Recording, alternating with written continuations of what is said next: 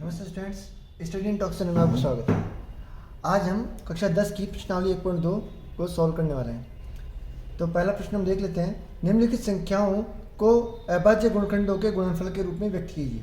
मतलब प्रत्येक संख्या जो हमें दी गई है, इन संख्याओं का पहले हमें अभाज्य गुणनखंड करना है और उस अभाज्य गुणनखंड के जो संख्याएं हमें प्राप्त होंगी उनको गुणनफल के रूप में लिखना है। चलिए हम शुरू करते हैं पहले सवाल से। देखिए, यहाँ पर हमारा काम केवल सवाल को सॉल्व करना ही नहीं होगा, बल्कि हमें ये भी समझना होगा कि एक गुणनखंड में कौन कौन से रूल्स लग रहे हैं। तो सबसे पहले हम 140 को लेते हैं। 140 का अभाज्य गुणनखंड करने के लिए पहले हम ये जान लेते हैं अभाज्य संख्याएं किसे कहते हैं। अभाज्य संख्याएं वे संख्याएं हैं जिनमें केवल उस संख्या का और एक का भाग जाता है। मतलब वे संख्याएं जो केवल खुद से और एक से विभाजित होती हैं। इसे हम इस तरीके से भी कह सकते हैं कि वे संख्याएं जिनके केवल और केवल दो ही गुणनखंड होते हैं, एक तो वह संख्या स्वयं और एक, तो वे संख्याएं अभाज्य संख्याएं कहलाती हैं। अब अभाज्य संख्याएं कौन कौन सी हैं? तो अभाज्य संख्याएं हमारे पास है 2, 3, 5, 7, 11, 13, 17, 19, इसी तरीके से आगे चलती रहेंगी। ठीक है, तो अभी हम क्या करेंगे कि सवाल को हल करते वक्त चाहे हमें दिख रहा हो कि इसमें 5 का भाग जा रहा है, तो भी हम क्रमानुसार ही भाग देंगे ताकि सवाल आसानी से हो जाए। चलिए शुरू करते हैं। सबसे पहले हम जानते हैं अभाज्य संख्या 2 है, तो 2 का भाग देने की कोशिश करते हैं। 2 से भाज्यता का नियम अगर हमें पता है तो हम इसको आसानी से कर लेंगे। देखिए क्या है, यदि किसी संख्या का इकाई अंक 0, 2, 4, 6, 8 हो तो वह संख्या 2 से पूर्णतः विभाजित होती है। यहाँ पे इकाई अंक क्या है? 0, तो इसका मतलब ये संख्या 2 से पूर्णतः विभाजित है, तो हम इसको 2 से भाग दे देते हैं। 2 से भाग देने के लिए हम उसका आधा भी कर सकते हैं। देखिए 140 का आधा कितना होता है? 70, और भाग दीजिए आप 2 7 14 और 0 का 0। अब इकाई का अंक है 0, यदि किसी संख्या का इकाई का अंक 0, 2, 4, 6, 8 हो तो हम 2 का भाग दे सकते हैं। वह 2 से पूर्णतः विभाजित होती है, तो 70 का आधा हो गया है 35। अब हम इसमें 2 का भाग दे सकते हैं क्या? नहीं। क्यों नहीं दे सकते? क्योंकि इसमें इकाई का अंक क्या आ गया है? 5। 2 से भाज्यता के लिए इकाई का अंक क्या होना चाहिए?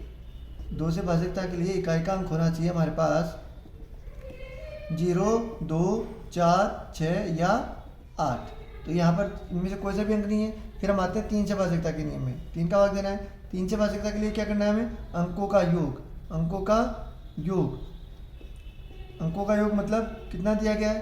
35 है, तो 35 को जोड़िए 3 + 5। 3 + 5 कितने हो रहे हैं? 8। 8 में 3 का भाग नहीं जाता है, 3 के पाड़े में 8 नहीं आते हैं। इसका मतलब 35 भी 3 के पाड़े में नहीं आएंगे, तो इसका मतलब इसमें हम 3 का भाग नहीं दे सकते। फिर हम देखते हैं 5 से भाज्यता का नियम। 5 से भाज्यता का नियम क्या है कि जिस संख्या में इकाई का अंक 0 या 5 हो वह संख्या 5 से विभाजित होती है। तो यहाँ पे इकाई का अंक क्या है? 5, तो ये 5 से विभाजित है। 5 का भाग दे देते हैं। 5 7 35। और अब हम जानते हैं कि 7 एक अभाज्य संख्या है, तो हम 7 से सीधा भाग दे देंगे। तो इस तरीके से 140 का जो अभाज्य गुणनखंड बन गया है वह बन गया है 2 गुणा 2 गुणा 5 गुणा 7। और गुणनफल के रूप में हम लिखेंगे इसको, तो 2 की घात, ये 2 बार है, तो 2 की घात 2 गुणा 5 गुणा 7, ये हमारा आंसर हो गया है। तो यहाँ पर हमने इस सवाल को सॉल्व करते हुए 2 से भाज्यता का नियम देख लिया है, 3 से भाज्यता का नियम देख लिया है और 5 से भाज्यता का नियम भी देख लिया है। आगे अगर कोई भाज्यता का नियम आता है तो उसी तरह हम इसको सॉल्व करते हुए देखते रहेंगे। अब हम नेक्स्ट संख्या ले लेते हैं। नेक्स्ट संख्या है 156। 156 को कैसे सॉल्व करेंगे देखते हैं। दूसरी संख्या है 156। 156 में इकाई का अंक क्या है? 6। तो सबसे पहले हम किसका भाग देने की कोशिश करते हैं? 2 से। क्या इसमें 2 का भाग जाएगा? जी हाँ। क्यों जाएगा? क्योंकि इसमें इकाई का अंक क्या है? 6। जिन संख्याओं में इकाई का अंक 0, 2, 4, 6, 8 हो वो 2 से विभाजित होती हैं। ठीक है, ये बार बार नियम लिखने का रीज़न ये है कि हमको ये याद हो जाए। 2 का भाग देंगे हम। 2 7 14, 15 में 2 का भाग दिया, 7 बार गया, बच गया 1, और ये हो गया 2 8 16, 78 बार गया है। अब इकाई का अंक है 8, अभी भी 2 का भाग जा रहा है, तो 2 का भाग देंगे। 2 का भाग 7 में दिया, 2 3 6, 3 बार गया, बच गया 1, ये हो गया 18, और 2 नाम 18, ये आ गया 39। ओके, आप इसका हाफ भी कर सकते हैं। फिर इकाई का अंक 0, 2, 4, 6, 8 में से कुछ भी नहीं है, तो इसका मतलब 2 का भाग नहीं जाएगा। हम क्रमानुसार ही आगे बढ़ेंगे। हमें पता है कि ये 13 के पाड़े में आता है, फिर भी हम पहले 3 को चेक करेंगे। 3 से भाज्यता का नियम क्या है? अंकों का योग करना है। अंकों का योग करना है। अंकों का योग किससे विभाजित होना चाहिए? 3 से। तो देखते हैं 3 और 9 12, 3 और 9 कितने हो रहे हैं? 12। 12 जो है वो 3 के पाड़े में आते हैं, तो ये 3 से विभाजित है। आप इसको आगे भी फर्दर आप इसको एडिशन कर सकते हैं, 1 + 2 = 3, ठीक है। तो ये भी 3 आ रहा है। चलिए 3 से भाग देंगे, 3 एकम 3 और 3 तिया 9। यहाँ पे आ गया 13। हम जानते हैं 13 एक अभाज्य संख्या है, तो इसमें 13 का ही भाग देंगे, 13 बन जा 13, ठीक है।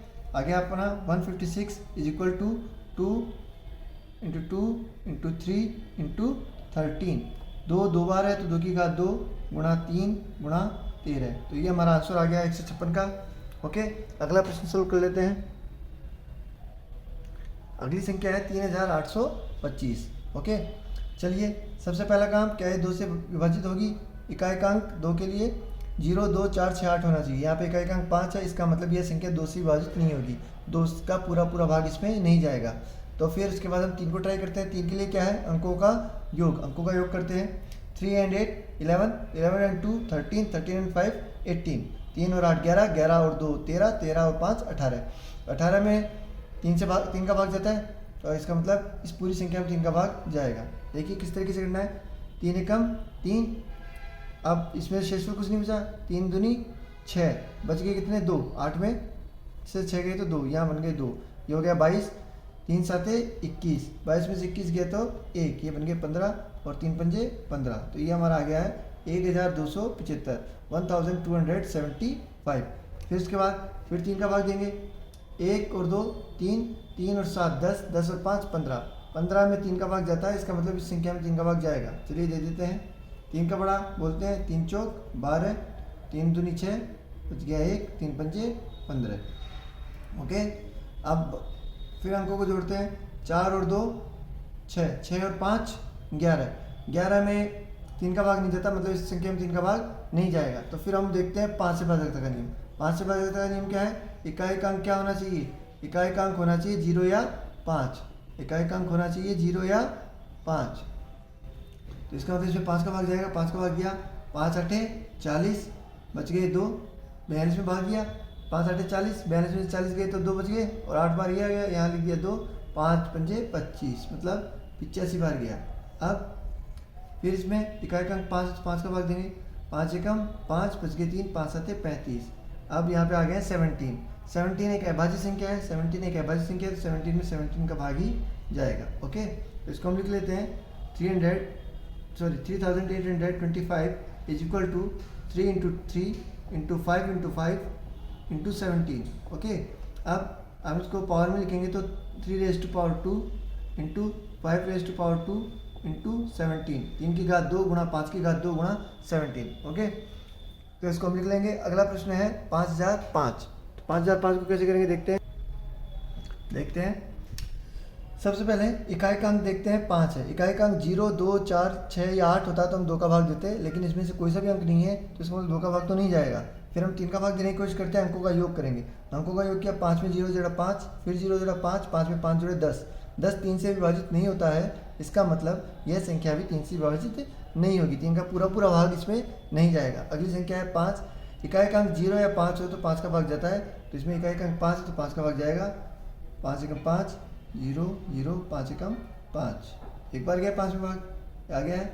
अब चेक करते हैं, देखिए ये जो क्रमानुसार करने का रीज़न ये होता है कि एक बार हमने 2 को चेक कर लिया ना, तो उसके बाद आगे वाली संख्या का भाग दे भी देंगे तो पीछे दोबारा कभी 2 का भाग नहीं जाएगा। नई संख्या जो भी बनेगी वो 2 से विभाजित तो नहीं होगी या 3 से विभाजित तो नहीं होगी, तो हमें आगे ही चलना है। इकाएकांक क्या है, 1। इकाएकांक 0 या 5 होता है तो 5 का भाग जाएगा, अदरवाइज 5 का भाग नहीं जाता है, तो इसमें 5 का भाग नहीं जा रहा। अब किसका भाग देंगे, 5 के बाद 7 का। 7 से भाज्यता का नियम क्या है, यदि कोई संख्या लिखी हुई है तो उसका इकाई के अंक का आपको करना है दुगना। इकाई के अंक का क्या करना है, दुगना। इकाई के अंक का दुगना करना है और उसे शेष संख्या में से घटाना है, शेष संख्या में से घटाना है। तो जो आंसर आए अगर वो 7 से विभाजित हो तो वो संख्या 7 से विभाजित होती है। तो देखिए कैसे करना है, इकाई के अंक का दुगना, इकाई के अंक का दुगना हो गया, 2 को 1 से गुणा कर दिया। शेष संख्या क्या है, 100, 100 में से घटा दिया, 100 में से 2 गए तो 98। अब जिनकी मैथ्स की क्या वो देख लेंगे भाई कि भाई 14 7 98 होते हैं, मतलब 7 का भाग तो जा रहा है। पर अभी हम और चेक करना चाहें तो कैसे करेंगे, फिर यहाँ पे 8 है ना, तो 8 का डबल कर लो, 8 दूनी 16, 8 दूनी 16, 9 माइनस 8 दूनी 16, इकाई के अंक में से इकाई के अंक का डबल किया और उसको शेष संख्या में से घटा दिया, ठीक है। और ये आगे माइनस के 7, 7 7 से डिविजिबल है, इसका मतलब इसमें 7 का भाग जाएगा।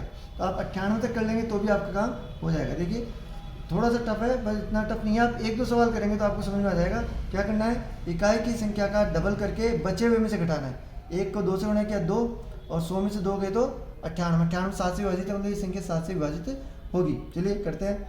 7 का भाग दिया 10 में 7 एकम 7, बच गए 3, ये बन गया 30, 7 चौक 28, 30 में से 28 गए 2, ये बन गया 2 और 7 या 21, ये आ गया है 143, 143। अब आगे दोबारा 7 का चेक करते हैं। देखो इसी नियम से अगर 7 का भाग जाता है या नहीं जाता, तो हम क्या करेंगे, 143 है ना, 143 में इकाई के अंक का तो क्या करेंगे डबल। अब मैं थोड़ा शॉर्ट में करता हूँ, 3 दूनी 6 और शेष संख्या में से घटाएंगे, बच गई कितनी 14, 3 का डबल किया और ये बचा हुआ जो है ना इसमें से घटाना है। 14 में 6 गए तो 8, 8 7 से विभाजित नहीं है, इसका मतलब 143 7 से विभाजित नहीं होगा। चलिए 7 से के बाद किसका भाग देते हैं अपन, 11 का। 11 से भाजकता का नियम क्या है वो भी देख लेते हैं। देखिए 11 के भाजकता के नियम में क्या है कि आपको अंकों को स्थान देना है, 1 नंबर 2 नंबर 3 नंबर, ठीक है। 1 4 3 इधर से स्थान दे दिया, 1 नंबर 2 नंबर 3 नंबर। जो 2 नंबर है वो तो सम स्थान है और जो 1 और 3 है वो विषम स्थान है, मतलब एक जगह छोड़ के एक जगह को आपको जोड़ना है। विषम वालों को एक साथ जोड़ना है और सम वालों को एक साथ जोड़ना है। विषम पे कौन कौन है, विषम पे है 3 और 1, तो इनको जोड़ लिया, 1 और 3 को जोड़ा तो 4, ठीक है। और सम पे कौन है 4, ठीक है। और इनको आपस में घटा दिया, उत्तर कितना आया 0। जो उत्तर आया है वो अगर 11 से डिविजिबल है तो वो संख्या 11 से डिविजिबल होगी, 11 का भाग उसमें जाएगा। तो 0 में तो हर किसी का भाग जाता है, इसका मतलब 0 डिविजिबल है 11 से, तो 143 भी 11 से डिविजिबल होगा। चलिए एक बार दोबारा कर लेते हैं इसको। फॉर्मूला अगर हम लिखना चाहें तो क्या लिखेंगे, सम स्थानों पर, सम संख्या नहीं सम स्थान पर होनी चाहिए, सम स्थानों पर स्थित अंकों का योग माइनस विषम स्थान पर अंकित अंकों का योग। अगर ये 11 से, यदि 11 से विभाज्य है तो वह संख्या 11 से विभाजित होगी, ठीक है। तो हमने कर लिया। विषम स्थान पे कौन कौन है, 3 और 1, 3 और 1 4, 4 में 4 गए तो 0, मतलब ये 11 से विभाजित है। 11 का भाग दिया, 11 कम 11, बच गए कितने, 14 में से 11 गए तो 3 और 11 तिया 33, फिर से 13 आ गए हैं। 13 से भी भाजकता का नियम है, लेकिन अभी हमें सीधा ही दिख रहा है कि अभाज्य संख्या है, तो 13 कम 13। अगर आपको इनके भाजकता के नियम देखने हैं तो केवल ये पहला प्रश्न ही मैंने स्पेशली सभी रूल्स को समझाते हुए 1 2 3 5 7 और 23 तक के इसमें यूज़ आ रहे हैं, तो 23 तक के सारे रूल्स मैंने वीडियो बना दिया उसके लिए। तो आप डिस्क्रिप्शन बॉक्स में देख के वो वाला वीडियो देख सकते हैं, वो केवल 10-15 मिनट का वीडियो है। तो आपको सारा अभाज्य गुणनखंड भी समझ में आ जाएगा, उसके रूल भी समझ में आ जाएंगे और 19-23 तक की संख्याओं का अभाज्य गुणनखंड का जो विभाजकता का जो नियम है वो भी आपको समझ में आ जाएगा। चलिए हम अगली संख्या में जाते हैं। अगली संख्या है 7429। उससे पहले हम इस संख्या को लिख देते हैं कि इसका आंसर कितना आया, 5005 का आंसर आ गया है 5 × 7 × 11 × 13, ठीक है। चलिए अगला प्रश्न है 7429। चलिए सबसे पहले क्या इसमें 2 का भाग जाता है। देखिए इसमें इकाई का अंक क्या है 9, इकाई का अंक 0 2 4 से 8 हो तो 2 का भाग जाता है, अदरवाइज नहीं जाता। तो यहाँ पे तो इकाई का अंक 9 है तो इसका मतलब इसमें 2 का भाग नहीं जाएगा। उसके बाद 3 से भाजकता का नियम, रिवीजन आप करते रहे हर सवाल में। 7 और 4 11, 11 और 2 13, 13 और 9 22, 22 3 से विभाजित नहीं होती, 3 के बड़े में 22 नहीं आते हैं, तो इस संख्या में 3 का भाग भी नहीं जाएगा। इसके बाद 5, इकाई का अंक 0 या 5 हो तो वह संख्या 5 से विभाजित होती है। यहाँ पर इकाई का अंक 9 है तो इसका मतलब यह संख्या 5 से विभाजित भी नहीं है। उसके बाद आता है 7, 7 से भाजकता का नियम हम देख लेते हैं क्या है। अभी थोड़ी देर पहले भी हमने बताया था कि इकाई के अंक का आपको डबल करना है, 9 दूनी 18 और उसको बाकी संख्या में से घटा देना है। 742 में से घटा दिया, आ रहा है मेरे पास 437, ठीक है। अब ये अभी भी कन्फ्यूजन है कि भैया ये 3 से अपने 7 से विभाजित है या नहीं है, तो फिर इसका डबल कर लो, 4 दूनी 8, और 73 में से 8 को घटा दीजिए। 73 में से 8 गए तो 5 और 6, 65 7 के पाड़े में नहीं आते हैं, इसका मतलब ये 7 से विभाजित भी नहीं है। ठीक है, देखिए भाज्यता के जो बड़े नियम है ना वो आपको बार बार रिवीजन करने से याद होंगे। एक दो बार आप खुद कोई भी संख्याएं लेते रहें और चेक कर लें, 2-3 बार करेंगे याद हो जाएंगे। तो 7 से भाज्यता का नियम क्या है? इकाई के अंक का डबल करके शेष संख्या में से घटाएं। यदि प्राप्त संख्या 7 से विभाजित है तो पूरी संख्या 7 से विभाजित होती है। 7 का नहीं दे रहा, उसके बाद 11 का। 11 के लिए क्या था? सम स्थानों पर अंकित संख्या में से विषम स्थानों पर अंकित संख्या को घटाना था। 7 4 2 9, 1 2 3 4। सम स्थान पे कौन है? 9 है, सॉरी सम स्थान पे कौन है? 2 है और 4 7 है, 2 और 7 11। विषम स्थान पे कौन है? 9 है और 4 है, 9 और 4 हो गए 13, दोनों घटाए तो माइनस के 2। आने वाली संख्या सम स्थानों पर अंकित संख्या में से विषम स्थानों पर अंकित संख्या को घटाने पर प्राप्त संख्या यदि 11 से विभाजित हो तो वह संख्या वह पूरी संख्या 11 से विभाजित होगी। अब यहाँ तो माइनस के 2 आ रहे हैं, तो इसका मतलब ये संख्या 11 से विभाजित नहीं है। 11 के बाद किसका नंबर आता है? 13 का। 13 से भाज्यता का नियम देख लेते हैं अपन। 13 से भाज्यता के लिए हमको क्या करना है? इकाई के अंक का चौगुना करना है, इकाई के अंक का चौगुना करना है और उसको बाकी संख्या को उसमें से जोड़ देना है। ठीक है, देखिए कैसे करते हैं। पहले मैं एक छोटा सा एग्जांपल ले लेता हूँ। जैसे हमको पता है कि 91 जो है वो 13 से भाज्य है, तो क्या करना है? इकाई के अंक का चौगुना, इकाई के अंक का चौगुना, इकाई का अंक गुणा 4। ठीक है, और इसमें जोड़ना क्या है? शेष संख्या। अगर उत्तर जो है ये थोड़े आगे वाले जो है वो थोड़े कठिन है, इसलिए आपको समझने पड़ेंगे। शेष संख्या 9 है और इकाई का अंक को 4 को 1 से गुणा किया तो 4, 9 और 4 13, 13 में 13 का भाग जाता है, इसका मतलब 91 13 से भाज्य है। अब यहाँ पे अपन इसको अप्लाई करते हैं। क्या करना है भैया? संख्या क्या थी अपनी? 9429, 9 चौक 36, 9 चौके 36 हो गए, प्लस जोड़ना कितना है इसमें? 742। जोड़ा तो कितना आ रहा है हमारे पास? आ रहा है 778। अब अभी भी ये बड़ी संख्या है, मुझे अभी भी समझ में नहीं आ रहा कि क्या ये 13 से विभाजित है, तो मैं क्या करूँगा? अब इसका भी चेक कर लूँगा। 8 को 4 से गुणा किया, 8 चौक 32 और शेष संख्या क्या है? 77 जोड़ दिया, जोड़ने पे आ रहे हैं 109। 109 13 के पढ़े में नहीं आते, 13 के पढ़े में तो आते हैं 104। 13 8 104, 13 नाम है 117, तो 109 तो नहीं आ रहा। इसका मतलब ये जो संख्या है ये 13 से विभाजित भी नहीं है। 13 के बाद जो आता है वो आता है हमारे पास 17। अब 17 से भाज्यता का नियम भी देख लीजिए। देखिए नियम थोड़े से कठिन है लेकिन हमें सॉल्व तो करने पड़ेंगे और याद तो करने पड़ेंगे, और ये आपके बाद में जब कंपटीशन एग्जाम देते हैं 10th तक की मैथ्स जो है बाद में बड़ी काम में आती है। चलिए 7429, इसके लिए भी अपन एक बार रूल देख लेते हैं। इसमें क्या करना होता है? इसका 5 गुना करना है, इकाई के अंक का क्या करना है? 5 गुना, और उसको उसमें से बाकी संख्या को घटा देना है। ठीक है, चलिए करते हैं। 9 का 5 गुना हो गया, मैं एक बार लिख देता हूँ। इकाई को किससे गुणा करना है? 5 से, और घटाना है शेष संख्या। ठीक है, तो शेष संख्या तो 742 है। 9 पंजे 45, 42 में से 45 गए तो हमारे पास बच गए 7 9 6 697। अभी भी ये बड़ी संख्या है, तो फिर रूल लगा के देख लेंगे। 7 का 5 से गुणा किया, 7 पंजे 35, 5 गुना कर दिया, और शेष संख्या क्या है? 69 में से घटा दिया, ये आ रहे हैं हमारे पास 34। 17 के पढ़े में आते हैं। 17 के 17, 17 दूनी 34। इसका मतलब ये जो संख्या है वो 17 से भाज्य होगी, विभाजित होगी पूरी। तो चलिए भाग दे देते हैं। 17 के 17, 17 दूनी 34, 17 51, 17 चौक 68। ठीक है, 74 है ना, 68 आ गए, बच गए कितने? 6 बच गए। फिर 17 का भाग देंगे। 17 में 17, 17 दूनी 34, 17 × 51, बच गए 11। ये 62 बन गए थे ना, तो 11 बच गए, ये बन गए 119, और फिर 17 7 119। चलिए ये तो आ गया है, इसी बहाने हमने रूल भी देख लिया है। अब हम देखते हैं कि भाई 437, फिर वही बात, हमने 17 के पहले तक के सभी भाज्यता के नियम चेक कर लिए हैं, उनमें से किसी में भी इसका भाग नहीं जा रहा था। इसका मतलब अब इससे पीछे वाली संख्या का भाग तो इसमें नहीं जाएगा, या तो 17 का जाएगा या 17 से आगे वाली अभाज्य संख्याओं का ही जाएगा। तो अब क्या करेंगे आप इसमें, इसको फिर हम चेक करेंगे। 7 का क्या करना है? 5 गुना। 7 का क्या करना है? 5 गुना। 7 पंजे 35, और शेष संख्या में से घटा देना है। घटा दिया तो हमारे पास आ रहा है 8। हमारे पास आ रहा है 8। 8 जो है वो अपना 11 से विभाजित नहीं है, सॉरी 17 से विभाजित नहीं है। इसका मतलब ये 437 जो है वो 17 से विभाजित नहीं है। अगली संख्या हम देख लेते हैं कि भाई 17 के बाद क्या आता है? 13, 17, उसके बाद 19 का भाग देना होता है। 19 है अभाज्य संख्या, तो 19 का अभाज्य भाग देने के लिए देखो क्या करना है।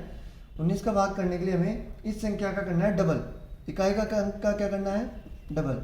इकाई का अंक का करना है डबल, और उसमें जोड़नी है शेष संख्या। शेष संख्या जोड़नी है, ठीक है। देखिए आप स्किप मत करिएगा, वीडियो को स्किप कर देंगे तो बात समझ में नहीं आएगी। 7 दूनी 14। सवाल को केवल हल नहीं करना है, समझना है, ताकि आप अगर किसी को समझाना भी पड़े तो समझा सकें। 57 आ गए। देखिए क्या करना है, इकाई के अंक का डबल, 7 दूनी 14 और शेष संख्या जोड़ दी तो 57 आ गए। अब 57 आ गए तो क्या 57 19 से डिविजिबल है? 19 का 19, 19 दूनी 38, 19 30 57। 19 का भाग जा रहा है तो इसका मतलब इस पूरी संख्या में 19 का भाग जाएगा। देते हैं 19 का 19, 19 दूनी 38, 38 गए तो बच गए 5 और 19 30 57, यहाँ आ गए 23, ठीक है। 19 के बाद जो अभाज्य संख्या आती है वो आती है 23। यहाँ पे भी 23 ही है तो इसका मतलब 23 से डिविजिबल है। पर चलिए हम ऐसा करते हैं कि 23 से भाजकता का नियम भी देख लेते हैं। जब यहाँ तक पहुँच गए 23 से भाजकता का नियम क्या है वो देखिए।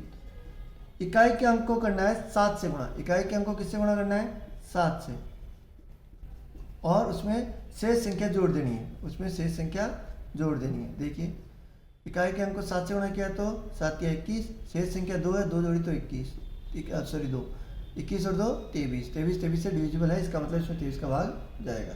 चलिए इसके टुकड़े क्या बनेंगे वो भी देख लेते हैं। 7429 के अभाज्य गुणनखंड के रूप में गुणनफल हो गया है 17 × 19 × 23। देखिए वीडियो बड़ा बनाने का मेरा कोई मकसद नहीं है, लेकिन धीरे धीरे आप समझेंगे तो ये चीज़ें बड़ी काम में आएंगी। ओके चलिए अब हम देखते हैं नेक्स्ट क्वेश्चन क्या है। अगला प्रश्न है, पूर्णांकों के निम्नलिखित युग्मों के एचसीएफ और एलसीएम ज्ञात कीजिए तथा इसकी जांच कीजिए कि दो संख्याओं का गुणनफल बराबर एचसीएफ गुणा एलसीएम है। देखिए करना क्या है, दो संख्याएं दी गई हैं, इनका एचसीएफ और एलसीएम निकालना है पहले तो। फिर हमें ये चेक करना है कि इन दोनों संख्याओं का गुणनफल जो है, मतलब 26 और 91 का जो गुणनफल है वो जो हमने एचसीएफ और एलसीएम निकाला है उसके बराबर है या नहीं है, ठीक है। अब करना क्या है, देखिए आप इसको करने के देखिए दो तरीके हैं, अब मैं दोनों तरीके से बताता हूँ। आजकल क्या है, थोड़ा स्पीड में करने के लिए आपको एचसीएफ और एलसीएम निकालने का एक सीधा तरीका बताया जा रहा है। वो क्या है कि 26 और 91 का आप लिख लीजिए। मैं लिख देता हूँ एलसीएम ज्ञात करने के लिए, एलसीएम ज्ञात करने के लिए 26 और 91 को एक साथ लिखिए, और इसमें जिस का भाग जा रहा है, जिन अभाज्य संख्याओं का, चाहे इसमें जाए या इसमें जाए, उसका भाग हमको देना है। चलिए देखते हैं, इसमें 2 का भाग जा रहा है, इकाई का अंक 6 है, इसमें 2 का भाग नहीं जा रहा है तो भी हम 2 का भाग देंगे, 13 बार गया, और 91 ऐसे कैसे लिख देंगे, ठीक है। अब इसमें 2 का भाग नहीं जा रहा, इसमें भी 2 का भाग नहीं जा रहा, उसके बाद 3 का, 3 और 1 4 अंकों का योग किया, 4 में 3 का भाग नहीं जाता, 9 और 1 10, इसमें 3 का भाग नहीं जा रहा। फिर 5, इकाई का अंक 0 या 5 है तो 5 का भाग जाता है, दोनों में नहीं है, 0 या 5 तो 5 का भाग नहीं जा रहा। फिर 7 हम जानते हैं 7 के पढ़े में 13 नहीं आते। फिर हम देखते हैं इसको 91 के 7 के पढ़े में आते हैं क्या करेंगे, इकाई के अंक का डबल, 1 का डबल किया 2 और उसको शेष संख्या में से घटाया, 9 में से घटाया तो 9 में से 2 गए तो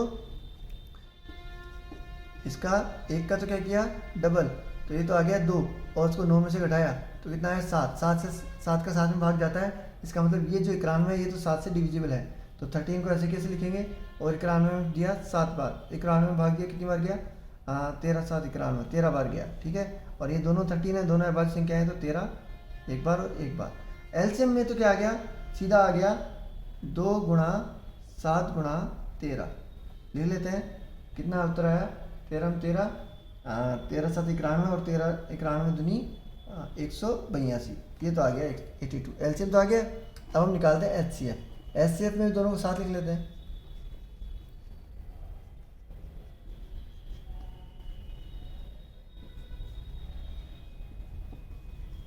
एचसीएफ में क्या करना है भाई, आपने एलसीएम तो निकाल ही लिया तो आपको ये तो पता, हमको ये तो पता चली है कि भाई इसमें किस किस का भाग जा रहा है। तो देखिए एचसीएफ में केवल उसी संख्या का भाग देना है जिसका भाग दोनों में जाए। एचसीएफ निकालने के लिए उसी संख्या का भाग देना है जिसका भाग दोनों में जाए। 2 के बारे में 26 आते हैं लेकिन 91 नहीं आते तो 2 का भाग नहीं देना है। फिर 3 का तो दोनों में नहीं जा रहा था, 5 का नहीं जा रहा था। 7 के बारे में 91 आते हैं लेकिन 26 नहीं आते तो 7 का भाग भी नहीं देना है। 13 के पहाड़े में 91 भी आ रहे हैं और 26 भी आ रहे हैं, तो 13 का भाग देना है। 13 में 13, 13 दूनी 26 और 13 सते 91। यहाँ पे नीचे जो है ना दोनों अभाज्य संख्या सह अभाज्य संख्या आएंगी, मतलब उन दोनों का आपस में भाग नहीं जाएगा, उनमें कुछ भी कॉमन नहीं होगा। चलिए, तो इसका जो HCF आ गया वो कितना आ गया है,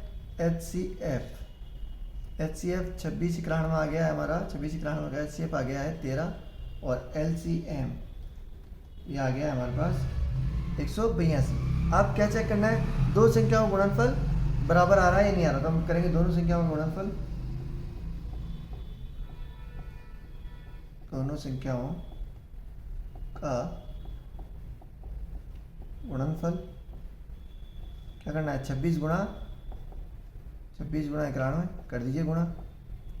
26 को 1 से गुणा किया तो 26 से कम 26 बच गए 2, और 91 को 26 से गुणा किया 9 6 54, 9 9 9 18, 18 और 5 23, 18 और 5 और 23 हो गए, तो एक मिनट देख लेते हैं, 9 6 54, 54 9 3 18, 18 और 5 23 प्लस 2, ये आ गया 2 3 6, ये आ गया 2 3 6। ओके, 23 से 66 आ रहा है। और HCF गुणा LCM भी देख लेते हैं, HCF गुणा LCM बराबर आ रहा है 182 गुणा 13, 13 दूनी 26 का 6 हासिल के 2, 13 13 8 94, 13 8 104, 104 का और हासिल के 2 जो थे वो बच गए, तो हो गए 106, बच गए 10, 13 कम 13, 13 और 10 23, दोनों बराबर आ रहे हैं, तो हम लिख देंगे यहाँ पे HCF इंटू LCM बराबर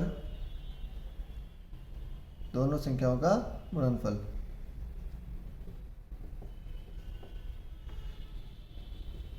ठीक है, अब ये तो है जो जनरल तरीका है। अब अपन जो अपने करते आए हैं उस तरीके से करेंगे, बाकी वाले सवाल दोनों तरीके सही है, इसमें कोई दिक्कत नहीं है। चलिए अभाज्य गुणनफल करके अगला सवाल कर लेते हैं इसका। अब जो एक्चुअल मेथड है मैं उससे कर रहा हूँ। देखिए करना क्या है कि 510 का अभाज्य गुणनफल करना है आपको, और 92 का भी अभाज्य गुणनफल करना है। उस जो हमने जो पहले मेथड किया उसमें थोड़ा आपको शार्प होना जरूरी है, इसमें आपको इजी वे में काम हो जाएगा। 2 का भाग 510 में दिया तो कितनी बार गया हमारे पास, 2 दूनी 4, बच गए 1, 2 पंजे 10, 2 पंजे 10, फिर इकाई अंक 5 है, इकाई अंक 0 है, 5 है तो 5 का भाग होता है। अच्छा, उससे पहले 3 का भाग भी देख लेते हैं, 5 और 5 10, 10 और 2 12, अंकों का योग 12 आ रहा है, 3 से विभाजित है, इसका मतलब इसमें 3 का भाग जाएगा। 3 8 24, बच गया 1, 3 पंजे 15। ठीक है, फिर उसके बाद इकाई अंक 5 है तो 5 का भाग जाएगा, 17 बार, और फिर आ गया हमारे पास फिर से 17, क्योंकि 17 एक अभाज्य संख्या है तो मैं लिख देता हूँ 17 एकम 17। तो ये आ गया हमारे पास 2 गुणा 3 गुणा 5 गुणा 17। 92 में इकाई अंक 2 है तो 2 का भाग जाएगा, 2 का भाग दिया, 2 चौके 8, बच गया 1, 2 2 2 चिकी 12, अंकों का जोड़ 46 है, सॉरी इकाई अंक 6 है तो 2 का भाग जाएगा, 2 और 3, 23 है, अभाज्य संख्या है, 23 में 23 का ही भाग जाएगा, तो यहाँ मैं लिख देता हूँ 2 गुणा 23। ठीक है, अब LCM ये जो तरीका है ये ज़्यादा अच्छा तरीका है, अगर आपको एक एग्जाम में करना हो तो आप इसी तरीके से करें। LCM में क्या करना है कि जो संख्याएं दोनों में है वो तो लिखनी ही है, जैसे 2 दोनों में 2 लिख लिया, अब जो बच गया वो भी लिखना है, 3 5 17, 3 5 और 17, और क्या बच गया, यहाँ पे 1 2 एक्स्ट्रा है तो ये 2 लिखना है, और 23 है 23 भी लिखना है, और इन सबको गुणा कर देना है। गुणा कर देते हैं अपन, 2 3 6, 6 पंजे 30, 30 दूनी 60, और 60 को 60 गुणा 17 गुणा 23, 17 से गुणा कर लेते 0, 17 छिकी 17 छिकी 102 गुणा 23, और 23 से गुणा कर लेते हैं तो ये हमारे पास आ गया 0 का 0, 23 से कम 23, 23 दूनी 46 का 6 हासिल के 4, 23 को 0 से गया 4, 23 से कम 23, 23,460। और HCF का मतलब होता है वो संख्या जो दोनों में कॉमन है, LCM का मतलब जो दोनों में है वो तो लिखनी है, उसके अलावा जो बच गई है वो भी लिखनी है। जैसे 2 दोनों में था तो ये दोनों 2 तो लिखना ही था, बाकी जो बच गए उनको सबको भी हमने लिख दिया, उन सबको भी हमने लिख दिया। और HCF में केवल उसी संख्या को लिखना है जो दोनों में है, तो दोनों में 2 है तो HCF सीधा सीधा आ गया 2। अब हम चेक करते हैं कि इन दोनों का गुणनफल दोनों संख्याओं के गुणनफल के बराबर है क्या, तो हम लिख लेते हैं HCF गुणा LCM बराबर 23,460 गुणा 2 बराबर आ रहा है मेरे पास 0, 2 6 12 का 2, 5 का 1, 8 और 1 9, 2 3 6 और 2 2 4, 46,920 और दोनों संख्याओं का गुणनफल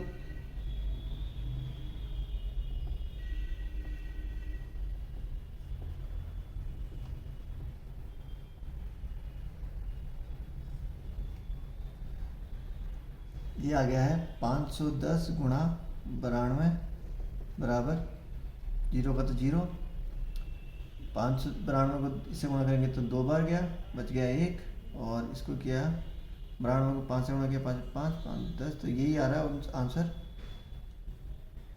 46,920। ठीक है, तो हम लिख देंगे HCF गुणा LCM बराबर दोनों संख्याओं का गुणनफल।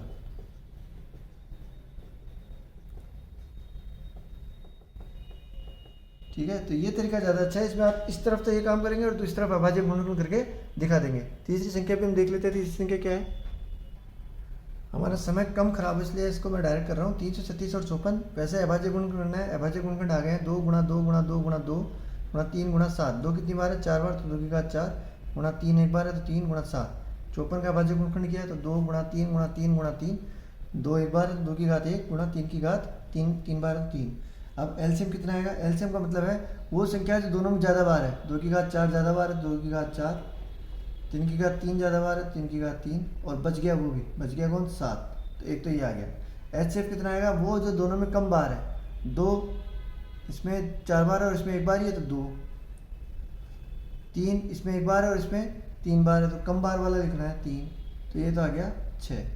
ठीक है, अब हम क्या करेंगे? अब हम एलसीएम गुणा एचसीएफ करेंगे, तो ये आ गया 2 की घात 4 गुणा 3 की घात 3 गुणा 7 गुणा 2 गुणा 3। ठीक है, ये एलसीएफ गुणा एलसीएम कर रहा हूँ मैं। कितना आएगा? 2 को 4 बार गुणा करेंगे, 2 2 2 दूनी 4, 4 दूनी 8, 8 दूनी 16, 16 दूनी 32, तो ये हो गए गुणा 7। 3 को 3 बार गुणा किया 27 गुणा 3। ठीक है, 27 को 3 से गुणा किया तो 54, और इसको किया 7 में 7, 7 दूनी 27 को 27 को 3 से गुणा किया तो 81, और 7 में 7, 7 में 14 का 4, हासिल का 1, और 7 या 21, 21 और 1 22, 222 गुणा 81। ठीक है, और इसको हम सॉल्व कर लेंगे तो ये आ जाएगा हमारे पास, तो इन दोनों गुणा तो आ गया 18,144, और हम दोनों संख्याओं का गुणनफल भी कर लेते हैं। 336 गुणा 54, ये भी आ रहा है 18,144, तो हम लिख देंगे दिस इम्प्लाइज एलसीएम गुणा एचसीएफ बराबर दो संख्याओं का गुणनफल। तो ये हमारा प्रश्न नंबर 2 भी हो गया है। अब हम प्रश्न नंबर 3 देख लेते हैं, वो क्या है? अभाज्य गुणनखंड विधि द्वारा कुछ प्रश्न है, चलिए सॉल्व करते हैं उसे भी। प्रश्न संख्या 3 है, अभाज्य गुणनखंड विधि द्वारा निम्नलिखित पूर्णांकों के एचसीएफ और एलसीएम ज्ञात कीजिए। देखिए, एचसीएफ और एलसीएम ज्ञात करने के लिए आपको इन तीनों के क्या करने पड़ेंगे? अभाज्य गुणनखंड। एक विधि तो ये है कि आप इन तीनों को एक साथ लिख लें इस तरीके से 12, 15 और 21, और फिर जो मैंने पिछले सवाल में विधि बताई थी कि एक साथ कर लें, तो इन तीनों में 3 का भाग जा रहा है 3 का दे दिया, फिर 2 का भाग जा रहा है 2 का दे दिया, फिर 2 का जा रहा है 2 का दे दिया, 5 का जा रहा है 5 का भी दे दिया, 7 में नहीं जा रहा, 7 का जा रहा है इसमें तो 7 का दे दिया, और इन सबको गुणा कर दिया। इन सबको गुणा करेंगे तब तो क्या बनेगा? एलसीएम। और एचसीएफ निकालने के लिए क्या करना है? ये मैं लिख देता हूँ एक बार, 3 गुणा 2 गुणा 2 गुणा 5 गुणा 7, ये तो आ गया एलसीएम। और एचसीएफ निकालने के लिए क्या करना है? ये शॉर्ट विधि आप लोगों को तब काम करने लेनी जब थोड़ा बड़ी क्लासों में चले जाएँ, जब हमको थोड़ा काम जल्दी करना है, किसी को बताना हो। 12, 15 और 21, इसमें केवल उसी का भाग देना है जो जिसके पाड़े में 12 भी आए, 15 भी आए, 21 भी आए, 3 का दे दिया। अब ऐसी कोई संख्या नहीं है जिसके पाड़े में 4 भी आए, 5 भी आए, 7 भी आए, तो इसका एचसीएफ क्या आ गया? इसका एचसीएफ आ गया 3। अब हम चेक करते हैं कि इसका आता है या नहीं आता। अभाज्य गुणनखंड 12 का 2 का भाग दिया, बच गई 6, फिर 2 का भाग दिया, 2 गुणा 2 गुणा 3, 2 दूनी 4, 4 तिया 12। ये मैं शॉर्ट में कर रहा हूँ, आप स्वयं करें। एलसीएम में क्या करना होता है? ये लिख दिया 2 की घात 2 गुणा 3, इसका आ गया है 3 गुणा 5, और इसका आ गया 3 गुणा 7। एलसीएम क्या होता है? वो संख्या जो सब में है अधिकतम बार, 3 सब में है एक बार ही है, 3 लिख दिया। फिर वो संख्या जो बच गई, 2 की घात 2 बच गया, 2 की घात सॉरी 5 बच गया और 7 बच गया। देखिए एलसीएम वही आ रहा है, 2 की घात 2, 3 और 5 कर लेते हैं गुणा। 3 दूनी 4, 4 पंजे 20, 20 या 60 और 60 को 7 से गुणा करेंगे तो हमारे पास आ जाएंगे 6 7 42, 420। एच में वही संख्या जो तीनों में हो, तीनों में देखिए 3 इसमें भी है, इसमें भी है, इसमें भी है, तो एच क्या आ गया 3। तो ये सवाल हो गया हल। अगला प्रश्न मैं डायरेक्ट करूँगा, आप स्वयं अपने सवाल कर। हमें पता है कि 17 एक अभाज्य संख्या है, तो 17 का अभाज्य गुणनखंड 17 गुणा 1, 23 का 23 गुणा 1, 19 का 19 गुणा 1। एलसीएम क्या आएगा? एलसीएम आ जाएगा इन तीनों का गुणा, 17 गुणा 23 गुणा 19, जो कि आ रहा है सॉरी 29 है यहाँ पर, 29 जो कि आ रहा है हमारे पास 11,339। ओके। और एच में देखिए दोनों तीनों में क्या चीज़ कॉमन आ रही है? तीनों में चीज़ कॉमन आ रही है 1। तो इससे हम ये भी निकाल सकते हैं कि अभाज्य संख्याओं का एच हमेशा क्या होता है? 1 होता है। अगर सभी अभाज्य संख्याओं का एच निकाला जाए तो हमेशा क्या आता है? 1। अगला प्रश्न कर लेते हैं, प्रश्न संख्या 3। क्योंकि मुझे लगता है कि अब तक आपको सारे सवाल समझ में आ गए हैं। अभाज्य गुणनखंड अगर आप खुद करेंगे तो जल्दी सीखेंगे। चलिए अब देखते हैं 8 का अभाज्य गुणनखंड। 8 का अभाज्य गुणनखंड 2 गुणा 2 गुणा 2, 2 की घात कितनी हो गई है? 3, 2 की घात हो गई है 3। 9 का अभाज्य गुणनखंड 3 गुणा 3, तो 3 की घात 2, 25, 5 गुणा 5, तो 5 की घात 2। एलसीएम के लिए क्या करते हैं? वो संख्याएं जो सब में है, 2 की घात 3, इनमें कुछ भी कॉमन नहीं है, तब तो कुछ कॉमन नहीं है तो कुछ नहीं लिखेंगे। फिर ये जो सब है सबके सब लिख लेंगे, 2 की घात 3 गुणा 3 की घात 2 गुणा 5 की घात 2। सॉल्व कर लेते हैं। 2 की घात 3 का मतलब 8, 3 की घात 2 का मतलब 9, 5 की घात 2 का मतलब 25। सवाल को हल करने में थोड़ा सा हमें ये भी देखना होता है गुणा किस तरीके से करें। जैसे 25 को आप 9 से गुणा करेंगे और फिर जो संख्या आएगी उसको 8 से गुणा करेंगे तो सवाल बड़ा हो जाएगा। हम डायरेक्ट क्या करेंगे? 25 को 8 से गुणा, 25 को 8 से गुणा किया 200 और 9 से गुणा किया तो 9 दूनी 18, तो इसका एलसीएम आ गया है 1800। अच्छा, एचसीएफ वो संख्या होती है जो तीनों में कॉमन हो। कॉमन तो कुछ भी नहीं आ रहा है, इसमें 2 है, इसमें 3 है, इसमें 5 है, कॉमन कुछ भी नहीं है, तो एचसीएफ कितना आएगा? 1। मतलब सहअभाज्य संख्याओं का एचसीएफ हमेशा 1 होता है। आपने पहले की क्लास में पढ़ा होगा। चलिए अब हम देख लेते हैं प्रश्न संख्या 4। प्रश्न संख्या 4 क्या है? प्रश्न है एचसीएफ 306 और 657 बराबर 9 है। मतलब दो संख्याएं ये हैं, 306 और 657, इन दोनों का एचसीएफ कितना दिया गया है? 9। ठीक है। एलसीएम 306 और 657 ज्ञात कीजिए। हमें इन्हीं दोनों संख्याओं का एलसीएम ज्ञात करना है। एचसीएफ दिया हुआ है, एलसीएम ज्ञात देना है। हम जानते हैं कि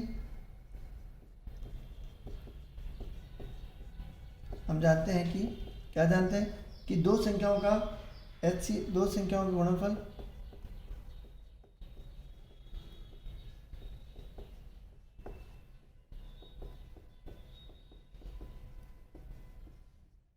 बराबर एलसीएम गुणा एचसीएफ, यही होता है। अब यहाँ पे क्या है? यहाँ पे जो संख्या दी हुई है वो है प्रश्नानुसार संख्या क्या है? संख्याएं होगी हमारी 306 और 657।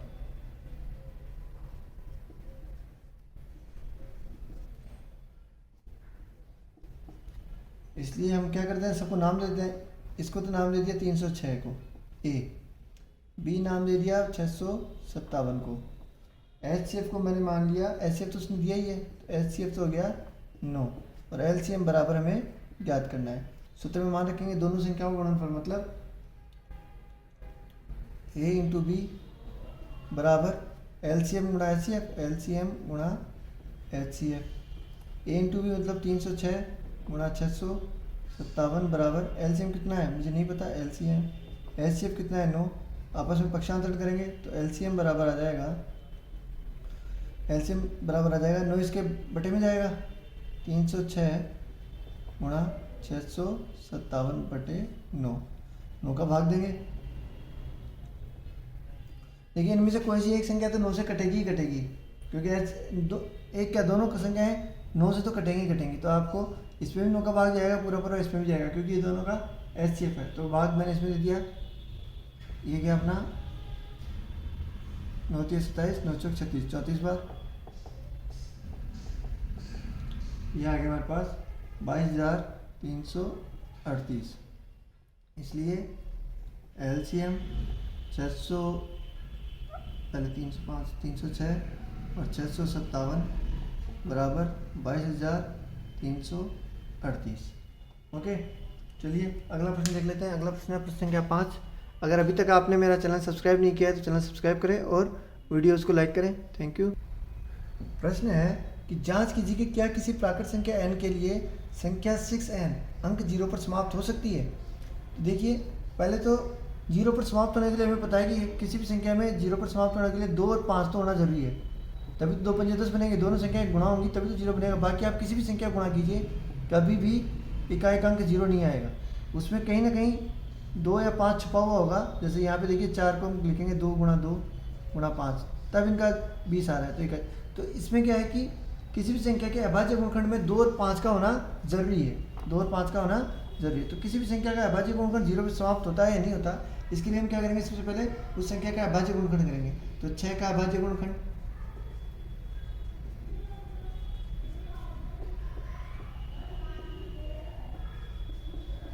छः का अभाज्य गुणनखंड हो गया 2 गुणा 3। तो 6 की पावर n का अभाज्य गुणनखंड,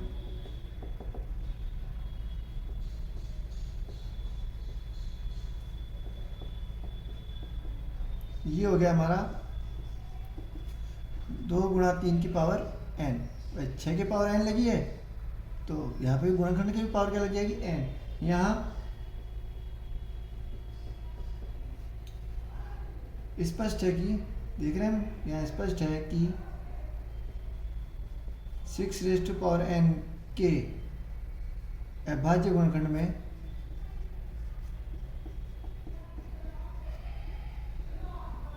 अभाज्य गुणनखंड में किसकी कमी है, 5 अनुपस्थित है। 5 अनुपस्थित है,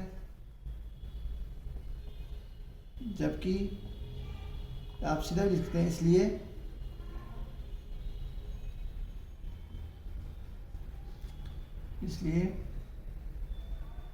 जो कहा गया है कि भाई इसलिए किसी प्राकृत संख्या n के लिए, पूरी लाइन हम दोबारा लिख लेंगे, इसी किसी प्राकृत संख्या n के लिए संख्या 6n अंक 0 पर समाप्त नहीं हो सकती।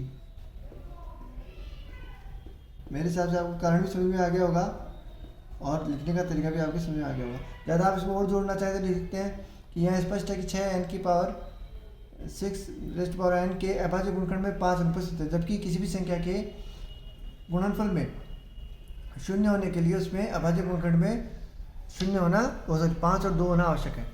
इसलिए किसी भी प्राकृत संख्या n के लिए, ठीक है, हो गया अपना काम। अगला प्रश्न देख लेते हैं, प्रश्न संख्या 6। प्रश्न संख्या 6 क्या है,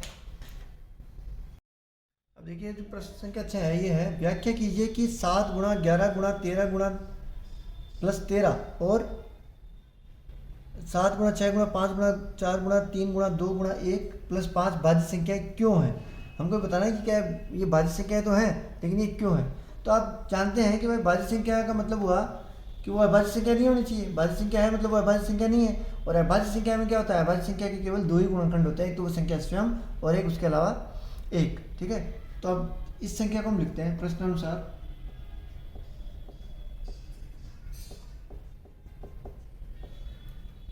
क्या संख्या है, 7 गुणा 11 गुणा 13 प्लस 13।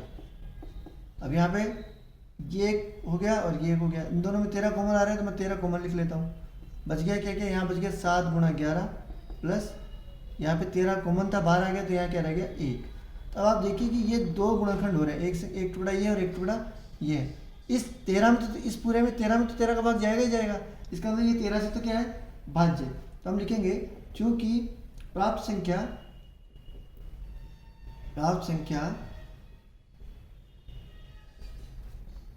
का एक गुणनखंड तो 13 हो गया। 2 गुणनखंड बन रहे ना, एक गुणनखंड तो क्या बन गया 13। अगर अभाज्य संख्या होती मान लो 17 है तो 17 का गुणनखंड क्या बनेगा, 17 गुणा 1, मतलब अगली संख्या एक ही रहेगी। यहाँ पे तो इस संख्या के अलावा 13 और आ रहा है, तो इसका मतलब 13 क्या इसका गुणनखंड है। प्राप्त संख्या का एक गुणनखंड 13 है, अतः यह एक भाज्य संख्या है, यह एक भाज्य संख्या है। इसी प्रकार आपको क्या करना है, अगले वाले को करना है इसी प्रकार।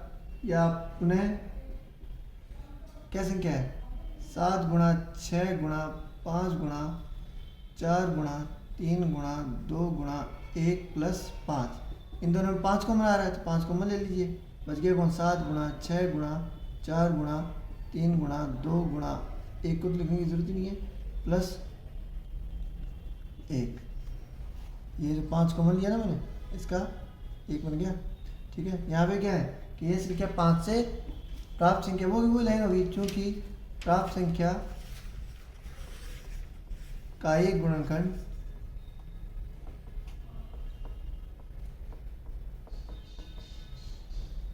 मेरा प्रयास पूरा यही है कि कम समय में हम सवाल सॉल्व कर लें, लेकिन चूंकि सवालों को समझना जरूरी है इसलिए थोड़ा बहुत वीडियो बड़ा हो ही जाता है।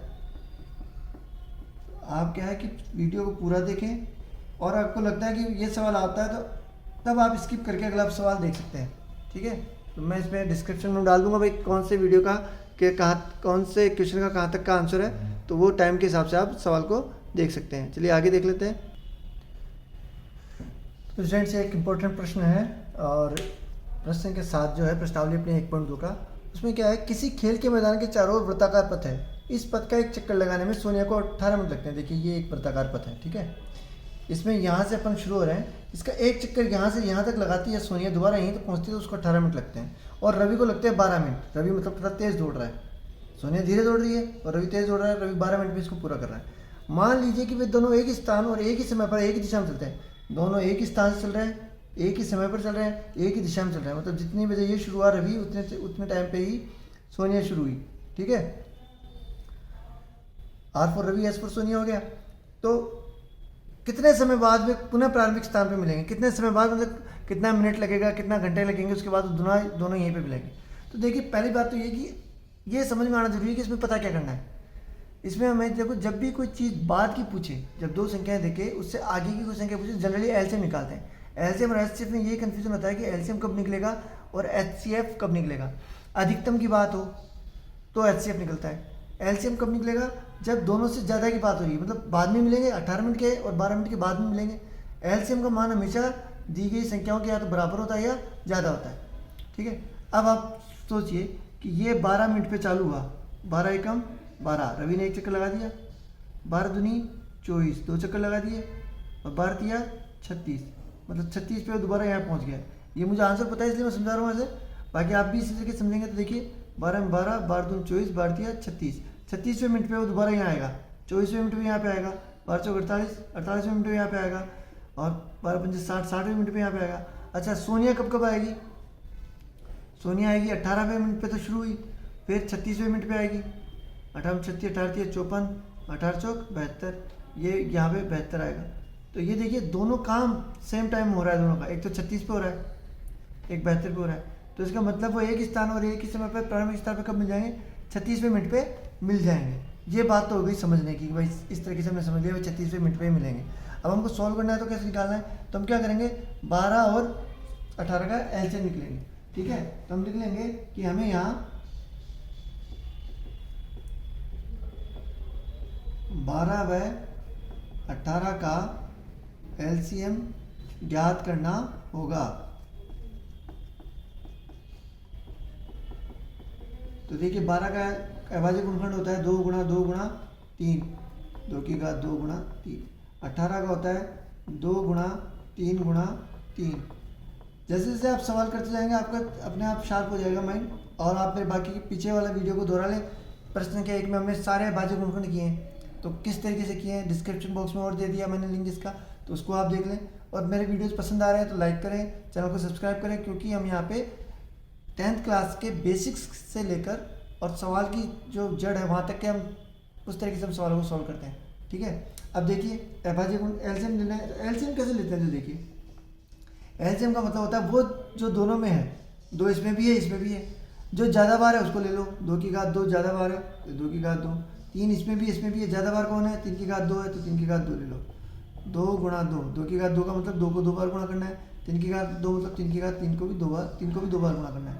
2 दूनी 4, 3 दिया 9 और ये हो गया 36। तो आंसर हो गया कि सोनिया और रवि प्रारंभिक बिंदु पर 36 मिनट बाद मिलेंगे। सोनिया और रवि प्रारंभिक बिंदु पर